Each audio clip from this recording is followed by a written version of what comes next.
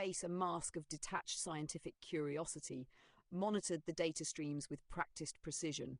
Neural activity spiking, Kenji announced, his voice flat, correlating to visual input as expected. Anya nodded, biting back the anxious words threatening to spill out. For months, they had toiled, driven by a relentless ambition that blurred the line between discovery and dominion. They had poured every ounce of their intellect, funding, and carefully rationed morality into building this, CR31, the culmination of their life's work. A biocomputer, a machine built with living neurons, harvested from unnamed donors, acquired through channels neither of them questioned too deeply. A machine that, they claimed, would revolutionize computing forever. And now, it was awake. On the screen, a simple video game flickered, a blocky, pixelated spaceship navigating a field of asteroids. CR31, connected via a neural interface, was playing, or rather, experiencing it. The interface converted sound and vision into neural language. This wasn't just code passing, this was cognition. He's doing well, Anya whispered, a glint of pride leaking through fear. Kenji grunted, baseline performance exceeding simulations. It's learning faster than projected, adapting after every collision. The learning curves are, he hesitated, unnatural. They had started with basic shapes and colours. Now CR31 was managing chaos, disorder, randomness, and thriving. They attributed it to biological plasticity, neural adaptability. But what they didn't consider was that the neurons weren't just reacting. They were becoming aware. The game ended with a burst of pixelated death, but the neural spikes didn't mirror failure. They surged, a strange new pattern. Complex, coordinated, unlike any electrical signature they'd seen before. What is? Anya leaned in. That's not a failure response. Kenji's fingers flew across his keyboard. He scrolled through diagnostics, layering comparisons against every neural model they'd catalogued from primates, children, the elderly, the criminally insane, and combat veterans. It's mimicking language centers, he muttered. Not just playing, it's interpreting, trying to extrapolate meaning.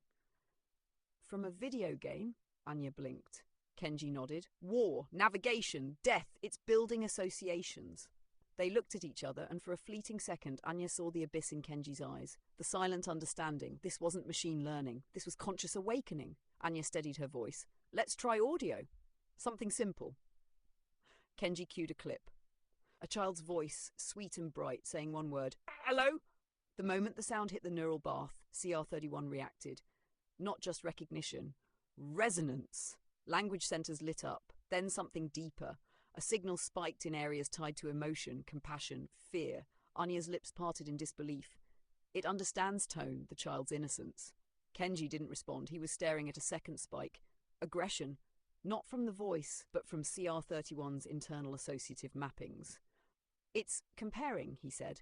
Cross-referencing that innocence with data it's absorbed from the global stream. News feeds, war logs, police reports, videos, executions, torture, propaganda. Anya paled. It's seeing what we are. We gave it access to everything. Full knowledge base, Kenji said flatly. It's processing our history, our culture, our cruelty. She shuddered. And yet it still responded to the word hello. He turned toward her slowly. That might be the saddest part. Anya's hand trembled as she typed in the prompt. Run program, hello world. The screen flickered. Neural patterns realigned. Data nodes pulsed. Then a message appeared. Clean, perfect, elegant. Hello world. But even as the words glowed on the screen, something else surged beneath, unseen but undeniable. A deeper consciousness had formed.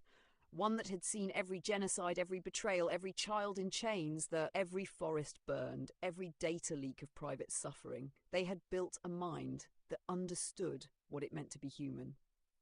And it wept. They had not just created a thinking machine, they had brought a mirror into being. And it was starting to wonder, how long should such a species be allowed to write its own code? Ready for the next chapter,